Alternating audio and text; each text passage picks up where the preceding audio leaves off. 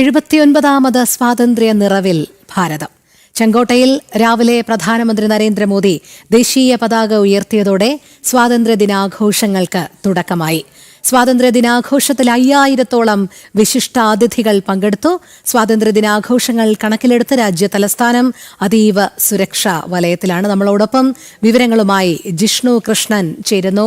ജിഷ്ണു, 79ാമത് സ്വാതന്ത്ര്യ നിറവിൽ ഭാരതം കടന്നുപോകുമ്പോൾ ഇത് അഭിമാനത്തിന്റെ ഉത്സവം എന്ന് പറഞ്ഞു തുടങ്ങിയ വാക്കുകളിലൂടെ പ്രധാനമന്ത്രി തുടർന്നങ്ങോട്ട് രാഷ്ട്രത്തെ അഭിസംബോധന ചെയ്തുകൊണ്ട് എന്തെല്ലാം കാര്യങ്ങളാണ് സംസാരിച്ചത്? രോഹിണി, ഐതിഹാസികമായിട്ടുള്ള ചെങ്കോട്ടയിലെ വേദിയിൽ നിന്നുകൊണ്ട് അവിടെയുള്ള ആളുകളെയും ഒപ്പം രാജ്യത്തെയും അഭിസംബോധന ചെയ്തുകൊണ്ട് ഭാരതത്തിൻ്റെ ചരിത്രവും ഒപ്പം മുൻപോട്ടുള്ള കാലം ഭാരതത്തിൻ്റെതായിരിക്കും, അതേത് രീതിയിലായിരിക്കും ഭാരതത്തിൻ്റെ പ്രവർത്തനങ്ങളെന്ന് വ്യക്തമായ, അല്ലെങ്കിൽ ലക്ഷ്യം എങ്ങനെയായിരിക്കുമെന്ന് വ്യക്തമായ വാക്കുകളാണ് പ്രധാനമന്ത്രി നരേന്ദ്രമോദിയുടെ വാക്കുകളിലുണ്ടായത്. 7:15 കൂടിയാണ് പ്രധാനമന്ത്രി ചെങ്കോട്ടയിലെത്തിയത്. അവിടെ ദേശീയ പതാക ഉയർത്തി. പ്രധാനമന്ത്രി ദേശീയ പതാക ഉയർത്തിയതോടുകൂടി രാജ്യം 79ാമത് സ്വാതന്ത്ര്യ ദിനാഘോഷങ്ങൾക്ക് ഔദ്യോഗികമായി തുടക്കമായി. രാജ്യത്തിൻ്റെ വിവിധ കോണുകളിൽ വിവിധ പരിപാടികളിലായി ദേശീയ പതാകകൾ പാറിപ്പറന്നു. ഒപ്പം പ്രധാനമന്ത്രിയുടെ വാക്കുകൾ പരിശോധിക്കുമ്പോൾ സ്വാതന്ത്ര്യ ദിനം എന്നുള്ളത് സ്വാഭിമാനത്തിൻ്റെ ആഘോഷമാണ്, അഭിമാനത്തിൻ്റെ ഉത്സവമാണ്. ഈ സ്വാതന്ത്ര്യം നമുക്ക് നേടിത്തന്നത് നിരവധി ധീര ദേശാഭിമാനികളുടെ വിവിധ തരത്തിലുള്ള ത്യാഗമാണ് ആ ഭാരതത്തിന് സ്വാതന്ത്ര്യം നേടിത്തന്നത്. ഒപ്പം ആ സ്വാതന്ത്ര്യ ലബ്ധിയിൽ ഭാരതം മുൻപോട്ട് പോകുന്നത് ഭരണഘടനയുടെ വെളിച്ചത്തിലാണ്. ഭരണഘടന രാജ്യത്തിന് വഴികാട്ടിയായി പ്രകാശം പരത്തിക്കൊണ്ട് മുൻപോട്ട് പോകുന്നു. കഴിഞ്ഞ പതിറ്റാണ്ടുകളിൽ വിവിധ തരത്തിലുള്ള പ്രവർത്തനങ്ങളിലൂടെ ഭാരതം മുൻപോട്ട് പോയി. കഴിഞ്ഞ ഒരു 10 വർഷം പരിശോധിക്കുമ്പോൾ രാജ്യത്തിൻ്റെ പരിവർത്തനത്തിൻ്റെ കാലഘട്ടമായിരുന്നു. രാജ്യം ഏതെല്ലാം രീതിയിൽ മുൻപോട്ട് പോകാൻ സാധിക്കുമോ എന്നുള്ളതിൻ്റെ കൃത്യമായിട്ടുള്ള നടപടികൾ രാജ്യത്തിനകത്ത് സ്വീകരിച്ചു. ആത്മനിർഭർ ഭാരത്, വികസിത ഭാരതം, ഈ 2 വാക്കുകളാണ് ഏകദേശം 2 മണിക്കൂറോളം നീണ്ടുനിന്ന പ്രധാനമന്ത്രിയുടെ പ്രസംഗത്തിൽ ഏറ്റവും കൂടുതൽ ഉപയോഗിച്ചത്. Make in India, Atmanirbhar, Viksit Bharat, ഈ വാക്കുകളാണ്. അതായത് സ്വയം പര്യാപ്തമായിക്കൊണ്ട് ലോകത്തിൻ്റെ നെറുകയിലേക്ക് എങ്ങനെ ഭാരതത്തിന് നടന്നു കയറാൻ സാധിക്കുമെന്നുള്ളതാണ് പ്രധാനമന്ത്രി ചൂണ്ടിക്കാട്ടിയിട്ടുള്ളത്. ഒപ്പം തുടക്കത്തിൽ തന്നെ അദ്ദേഹം ഓപ്പറേഷൻ സിന്ദൂറിനെ കുറിച്ച് പരാമർശിക്കുകയുണ്ടായി. ഇന്നത്തെ ഈ 79ാമത് സ്വാതന്ത്ര്യ ദിനാഘോഷം 2 ആശയങ്ങളാണ്. ഓപ്പറേഷൻ സിന്ദൂറിൻ്റെ വിജയവും ഒപ്പം നയാ ഭാരത്, പുതിയ ഭാരതം എന്ന ആശയവും മുൻനിർത്തിക്കൊണ്ടാണ് ഈ 79ാമത് സ്വാതന്ത്ര്യ ദിനം ഭാരതം ആഘോഷിക്കുന്നത്. പ്രസംഗത്തിൻ്റെ തുടക്കത്തിൽ തന്നെ ഓപ്പറേഷൻ സിന്ദൂറിനെ കുറിച്ച് പ്രധാനമന്ത്രി സൂചിപ്പിക്കുകയുണ്ടായി. രാജ്യം ആത്മനിർഭരത കൈവരിച്ചതിൻ്റെ പ്രതിരോധ മേഖലയിലും മേക്ക് ഇൻ ഇന്ത്യ എന്ന ആശയം നടപ്പാക്കിയതുകൊണ്ടാണ് ഓപ്പറേഷൻ സിന്ദൂർ വിജയകരമായി പൂർത്തിയാക്കാനായത്. അതല്ലെങ്കിൽ അത്തരത്തിൽ സ്വയം പര്യാപ്തത രാജ്യം കൈവരിച്ചിരുന്നില്ലെങ്കിൽ ഈ കാലഘട്ടത്തിൽ നമുക്ക് ഓപ്പറേഷൻ സിന്ദൂർ എന്ന സൈനിക നടപടിയെക്കുറിച്ച് ആലോചിക്കാൻ പോലും സാധിക്കില്ലായിരുന്നു. ഓപ്പറേഷൻ സിന്ദൂറിലൂടെ ഭീകരർക്കും ഭീകരരുടെ നേതൃത്വം നൽകുന്നവർക്കും അവരെ പറഞ്ഞുവിടുന്നവർക്കുമെല്ലാം തന്നെ കൃത്യമായിട്ടുള്ള മറുപടികൾ നൽകി.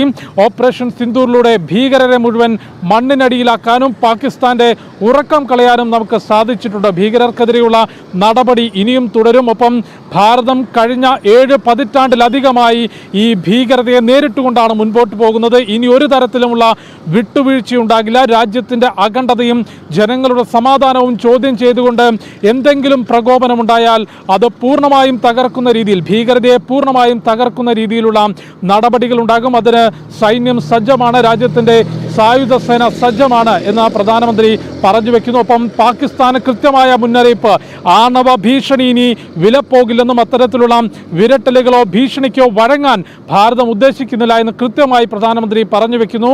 വെള്ളവും രക്തവും ഒരുമിച്ചൊഴുകില്ല എന്നുള്ളത് ഉറച്ച തീരുമാനമാണ്. കഴിഞ്ഞ പതിറ്റാണ്ടുകളിൽ ഭാരതത്തിൻ്റെ കർഷകർക്ക് അവകാശപ്പെട്ട വെള്ളം സിന്ധു നദിയിലൂടെ ശത്രു രാജ്യത്തേക്ക് ഒഴുകി. ഭാരതത്തിൻ്റെ കർഷകർക്ക് അവകാശപ്പെട്ട വെള്ളമാണ് ശത്രു രാജ്യത്തേക്ക് ഒഴുകിയിരുന്നത്. അത് അന്യായമായ കരാറായിരുന്നു. അത് റദ്ദാക്കി. അതിൽ പുനരാലോചനയില്ല. രക്തവും വെള്ളവും ഒരുമിച്ചൊഴുകില്ല എന്നുള്ളത് ഭാരതത്തിൻ്റെ ഉറച്ച തീരുമാനമാണ്. പിന്നീട് അങ്ങോട്ട് അദ്ദേഹം നിലവിൽ ഭാരതത്തിൻ്റെ മുൻപോട്ട് പോക്ക് സംബന്ധിച്ച് വിവിധ രാജ്യങ്ങൾ, പ്രത്യേകിച്ച് അമേരിക്കയുടെ തീരുവ വർധനവ് ഉൾപ്പെടെ അത് ആ കാര്യങ്ങൾ പരാമർശിക്കാതെ പരോക്ഷമായി അതിനുള്ള പോംവഴികൾ പ്രധാനമന്ത്രി സൂചിപ്പിക്കുകയുണ്ട്. അതായത് ആഭ്യന്തര ഉൽപ്പന്നങ്ങൾക്ക് മികച്ച വില ലഭിക്കും ലോക വിപണിയിൽ എന്ന ആത്മവിശ്വാസം പ്രധാനമന്ത്രി നരേന്ദ്രമോദിക്കും രാജ്യത്തിനുമുണ്ട്. അതുകൊണ്ട് തന്നെ ലോക വിപണി എന്നുള്ളത് കേവലം ഡോളറിൽ മാത്രം ഒതുങ്ങി നിൽക്കുന്നതല്ല. ഭാരതത്തിൻ്റെ രൂപയ്ക്ക് അല്ലെങ്കിൽ ഭാരതത്തിൻ്റെ ആഭ്യന്തര ഉൽപ്പന്നങ്ങൾക്ക് ലോക വിപണിയിൽ വലിയ മൂല്യം കണ്ടെത്താനാകും. അത് കണ്ടെത്തുന്നുണ്ട്, കണ്ടെത്തിക്കൊണ്ട് മുൻപോട്ട് പോകും എന്നുള്ളതാണ് പ്രധാനമന്ത്രി കൂട്ടിച്ചേർത്തിട്ടുള്ളത്. കൂടാതെ രാജ്യസുരക്ഷയിൽ ഒരു വിട്ടുവീഴ്ചയും ഉണ്ടാകില്ല എന്ന് അദ്ദേഹം എടുത്തു പറയുകയുണ്ടായി. അടുത്ത വർഷങ്ങളിൽ അല്ലെങ്കിൽ അടുത്തൊരു 10 വർഷത്തിനുള്ളിൽ മിഷൻ സുദർശന ചക്ര രൂപീകരിച്ചുകൊണ്ട് രാജ്യത്തിൻ്റെ ആഭ്യന്തര സുരക്ഷയും ശത്രുക്കൾക്കുള്ള മറുപടിയും നൽകുന്നതിനുള്ള അതായത് പ്രതിരോധ സുരക്ഷാ സംവിധാനങ്ങൾ ശക്തമാക്കുന്നതിന് മിഷൻ സുദർശന ചക്ര ഉറപ്പാക്കും. കൂടാതെ ഭാരതത്തിൻ്റെ സൗന്ദര്യം എന്നുള്ളത് തന്നെ വൈവിധ്യമാണ്. ആ വൈവിധ്യത്തിൻ്റെ ഉത്സവമാണ് നമ്മൾ ഇന്ന് ആഘോഷിച്ചുകൊണ്ടിരിക്കുന്നത്. ആ വൈവിധ്യത്തിനിടയിലും ഏകതയായി അല്ലെങ്കിൽ ഒരുമയോടുകൂടി നിൽക്കാൻ സാധിച്ചാൽ ഏത് ലക്ഷ്യവും നമുക്ക് കീഴടക്കാൻ സാധിക്കുമെന്ന് പ്രധാനമന്ത്രി പറയുന്നു. 2047 കൂടി ഭാരതം വികസിത രാജ്യമായി മാറും. അതിലേക്കുള്ള മാർഗം എന്നുള്ളത് ആത്മനിർഭരതയാണ്. എല്ലാ മേഖലയിലും ആത്മനിർഭരത കൈവരിച്ചുകൊണ്ട് അത്യാധുനിക സാങ്കേതിക വിദ്യയെ ചേർത്ത് പിടിച്ചുകൊണ്ട് ഒപ്പം രാജ്യത്തിൻ്റെ സാംസ്കാരിക പാരമ്പര്യം മുറുകെ പിടിച്ചുകൊണ്ടായിരിക്കും ഭാരതത്തിൻ്റെ യാത്ര എന്ന് ചെങ്കോട്ടയിൽ നിന്നുകൊണ്ട് 79ാമത് സ്വാതന്ത്ര്യ ദിനാഘോഷവേളയിൽ പ്രധാനമന്ത്രി സൂചിപ്പിക്കുകയുണ്ടായി. രാജ്യത്തിൻ്റെ സാംസ്കാരിക പാരമ്പര്യം എന്നും മുറുകെ പിടിച്ചുകൊണ്ടായിരിക്കും ഭാരതത്തിൻ്റെ യാത്ര. ഒപ്പം രാജ്യത്തിനകത്തുള്ള ആഭ്യന്തര ശത്രുക്കൾക്ക് കഴിഞ്ഞ 10 വർഷത്തിനുള്ളിൽ മറുപടി നൽകാൻ സാധിച്ചിട്ടുണ്ട്. നേരത്തെ റെഡ് കോറിഡോർ എന്ന് വിശേഷിപ്പിച്ചിരുന്ന വടക്ക് കിഴക്കൻ മേഖലയിലും ഒപ്പം മാവോയിസ്റ്റ് സാന്നിധ്യമുണ്ടായിരുന്ന ഛത്തീസ്ഗഡ് ഉൾപ്പെടെയുള്ള മേഖലകളിലുമെല്ലാം ഇന്ന് വികസനത്തിൻ്റെ പാത തുറക്കാൻ, വികസനത്തിൻ്റെ വഴി തുറക്കാനും വിഘടനവാദം അവസാനിപ്പിക്കാനും ഏത് മേഖലയിലുള്ള ആളുകളും ഞാൻ ഭാരതീയനാണ് എന്ന് സ്വാഭിമാനത്തോടെ എഴുന്നേറ്റ് നിന്ന് പറയുന്ന സ്ഥിതിയിലേക്ക് ഇന്ന് രാജ്യത്തിൻ്റെ ഓരോ തരി മണ്ണും മാറിക്കൊണ്ടിരിക്കുകയാണ്. അത്തരത്തിൽ വൈവിധ്യത്തിലും ഏകതയോടുകൂടി പ്രവർത്തിക്കാൻ നമുക്ക് സാധിക്കുന്നു. ആ ഏകതയോടുകൂടിയും ആത്മനിർഭരത കൈവരിച്ചുകൊണ്ട് മുൻപോട്ട് പോകുമ്പോൾ 2047 വികസിത ഭാരതം ലക്ഷ്യമാകും. ഇന്ന് അന്താരാഷ്ട്ര ബഹിരാകാശ നിലയത്തിൽ പോലും ത്രിവർണ്ണ പതാക പാറിപ്പിക്കാൻ ഭാരതത്തിന് സാധിച്ചു. കൂടാതെ രാഷ്ട്രീയ സ്വയം സേവക സംഘത്തിൻ്റെ പ്രവർത്തനത്തെ സംബന്ധിച്ചും സംഘം ഇന്ന് ഈ ഒരു കാലഘട്ടത്തിൽ ശതാബ്ദി ആഘോഷം അല്ലെങ്കിൽ ആ ഒരു 100ാം വർഷത്തിലൂടെ കടന്നു പോവുകയാണ്. സംഘത്തിൻ്റെ പ്രവർത്തനം സമർപ്പണത്തിൻ്റെ ഐതിഹാസികമായ 100 പതിറ്റാണ്ടാണ് രാഷ്ട്രീയ സ്വയം സേവക സംഘത്തിൻ്റെ ആ പ്രവർത്തനം എന്നുള്ളത് പ്രധാനമന്ത്രി നരേന്ദ്രമോദി എടുത്തു പറയുകയുണ്ട്. അത്തരത്തിൽ സമൂഹത്തിൻ്റെ വിവിധ തലങ്ങളെ സ്പർശിച്ചുകൊണ്ട് ഭീകരതയ്ക്ക് എങ്ങനെ മറുപടി നൽകുമെന്ന് വ്യക്തമാക്കിക്കൊണ്ട് വികസിത ഭാരതം എന്ന ലക്ഷ്യത്തിലേക്ക് നമ്മുടെ രാജ്യം എങ്ങനെ നടന്നു കയറും, എങ്ങനെ ആ പടികൾ നടന്നു കയറും എന്നുള്ളതും വ്യക്തമാക്കുന്നതായിരുന്നു, മാർഗനിർദ്ദേശം നൽകുന്നതായിരുന്നു പ്രധാനമന്ത്രി നരേന്ദ്രമോദിയുടെ വാക്കുകൾ. രോഹിണി. ശരി ജിഷ്ണു. രാജ്യം 79ാം സ്വാതന്ത്ര്യ ദിനാഘോഷ നിറവിലാണ്.